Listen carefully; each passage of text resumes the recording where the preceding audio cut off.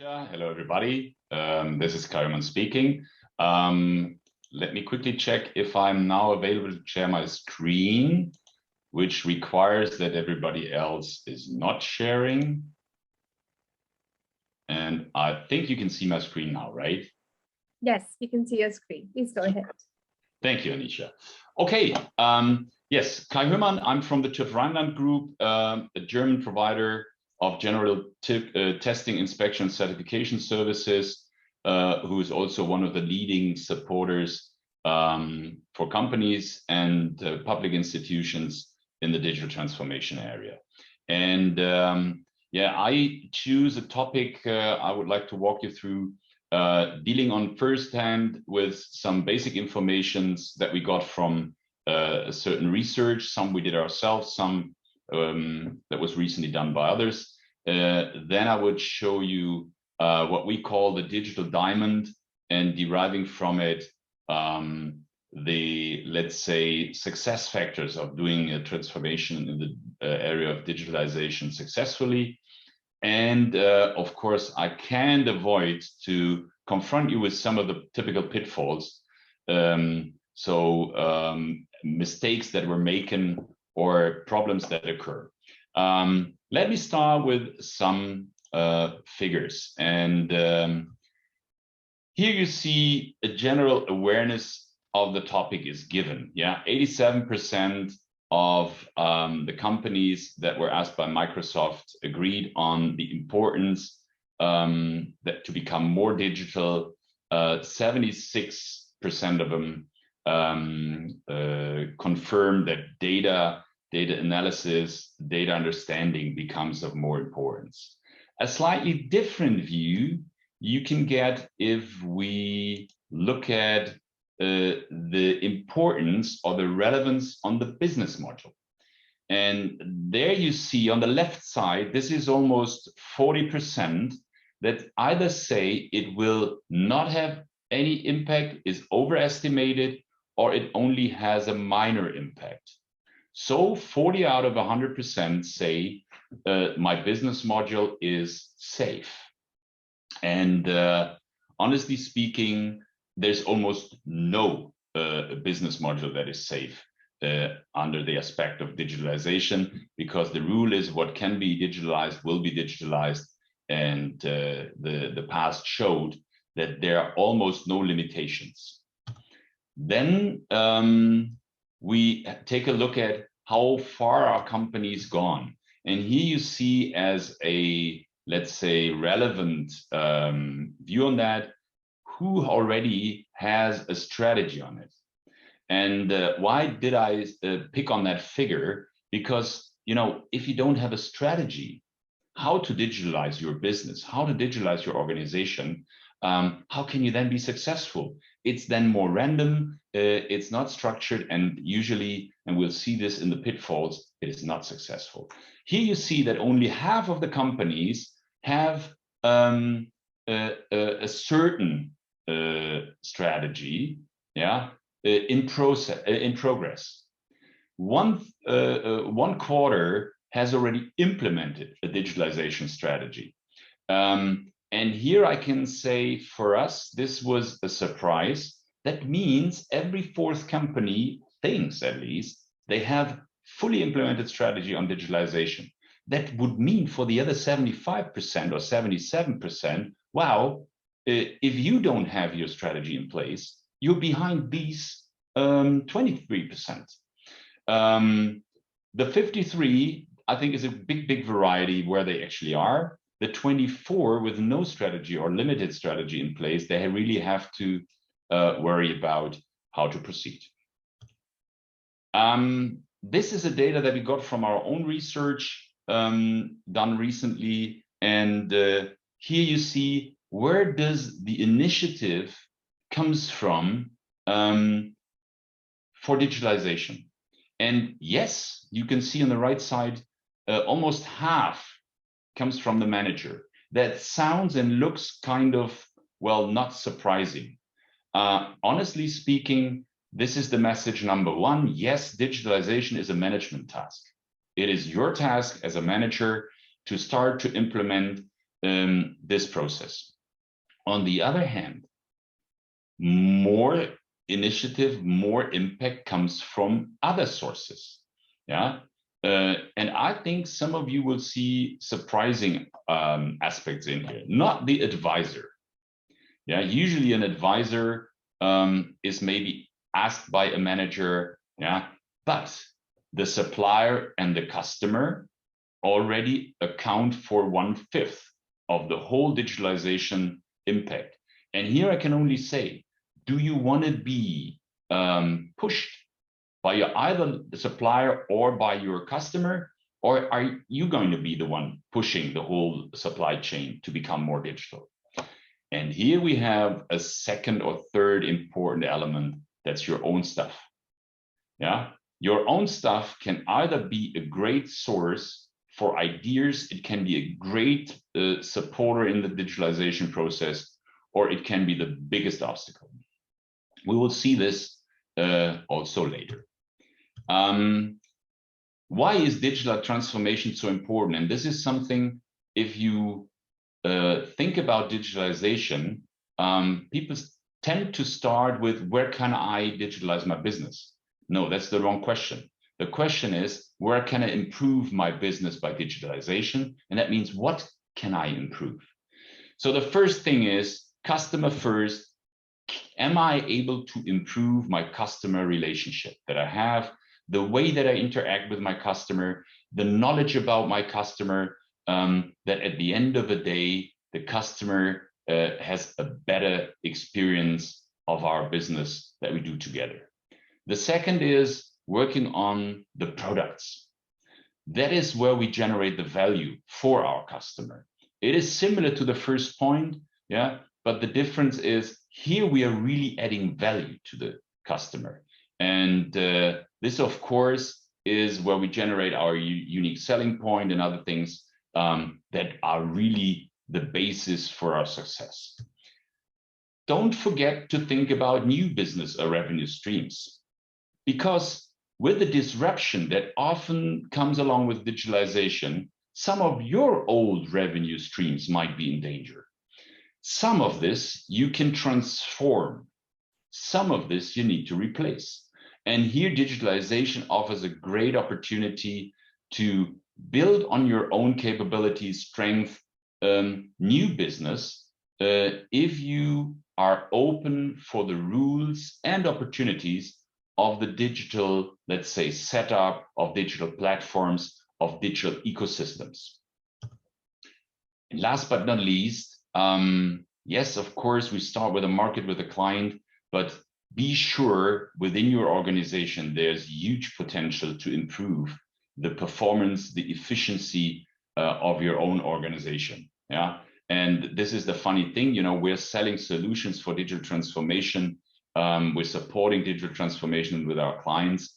And even we are struggling to do the same within our organization. Yeah. But I think that's a part of nature of our business at all. Then let me go through the key elements that are to be, let's say, implemented or needed to implement a successful digital transformation within your business. First, as I said before, don't start without a strategy. Strategy means, why are we doing it? What are we aiming at? Where do we build all this on? And the strategy has to include the following 4 elements. So the strategy needs to build the foundation, or to say the roof of the whole thing, and keep your process dry and in good condition. Then you need to be aware it will require resources. No doubt about it. There is no free lunch, even in the area of digital transformation. And that means you also need budget. Yeah. And that means you will have a typical business case with an ROI that you calculate. You need a certain structure. And a certain structure mainly means you need to prioritize where to start with, because you can't save the world in one turn. Yeah. And you can't change your company and do it completely completely upside down. You have to do it in pieces that you can digest. Last but not least, make sure you have the right culture. And culture means the willingness to change, the ability to change.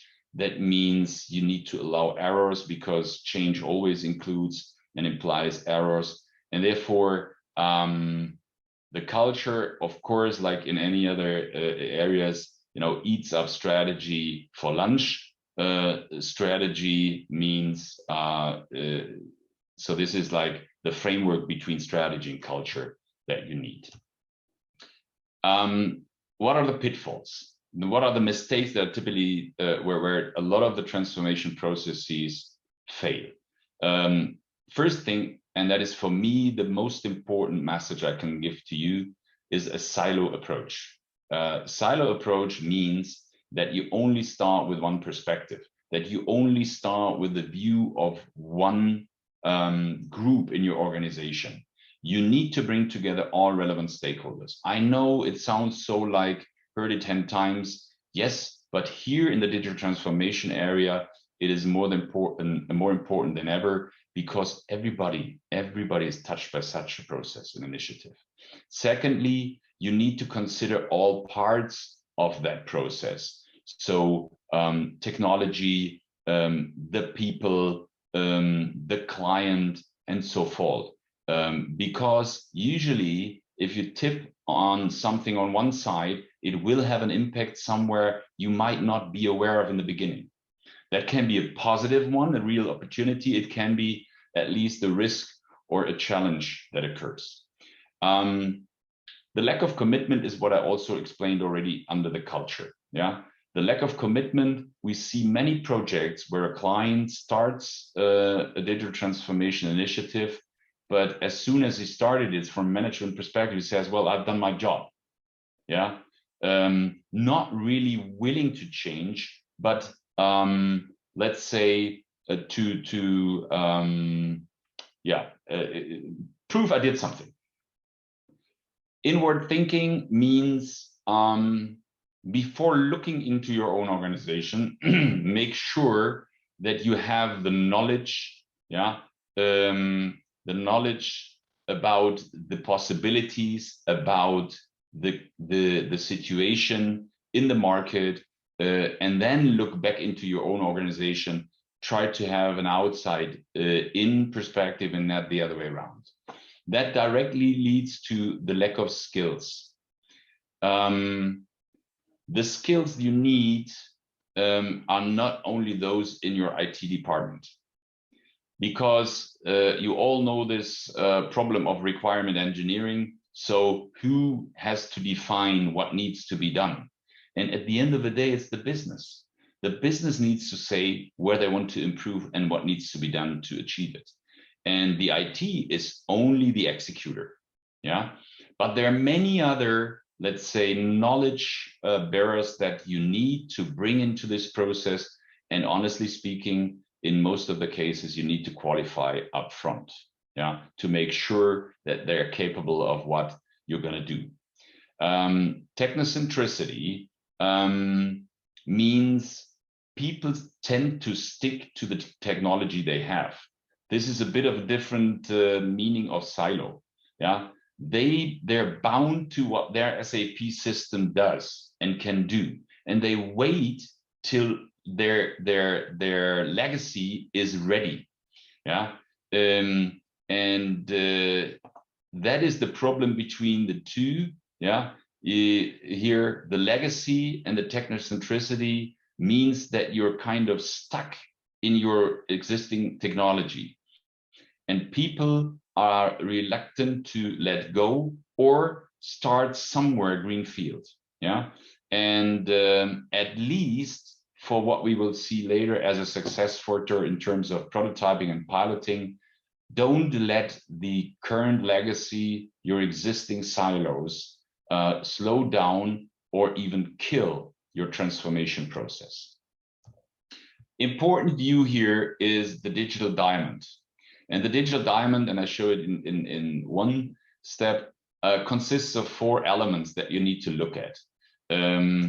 Of course, as I said, is the customer experience, is the business module, yeah, where to make and how to make money. Mentioned in the statements before, it is about data and infrastructure, but most of all, and most important, don't forget your operational processes, because whatever you change at the bottom usually costs money. What creates the benefit is the change and improvement in your business. Yeah. So to have the diamond shine, yeah, you need to really improve your business processes. And all the other aspects are enablers or supporters to do this. We recommend a simple process to move forward with this. First of all, become aware of where you have potential to improve. Do this from the outside perspective, looking at it, do some benchmarking, check best practices, see what the successful startups do, see in other industries. Yeah. Second is rethink, and rethink means don't start hectically with action before you have a strategy thought through.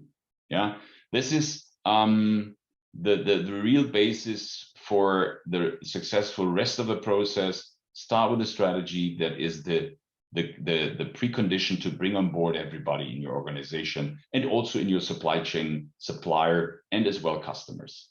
Prototyping, try out things. And even in a specific topic, maybe you want to do 2 viable prototypes. Yeah, where you say, it might be this or might be this. If you don't know, if you're not sure, build 2 prototypes and try out what works best. Reorganize. Don't just implement technology. If you change a process, often you also need to change your organization. And by the way, digitalization, one impact should be that it becomes leaner, that it becomes faster, that it becomes more flexible. Yeah, and not the opposite. And this is like nothing new. It all is about implementation. You can think, you can design. If you don't implement, execute properly, nothing will happen and you will fail. Now, having said this, here are 5 very practical advices if you start such a journey. First of all, have a digital maturity check to assess where are you? Where are your strengths? Where are your weaknesses? Where are also the biggest fields for improvement? So do this readiness check, do this maturity check.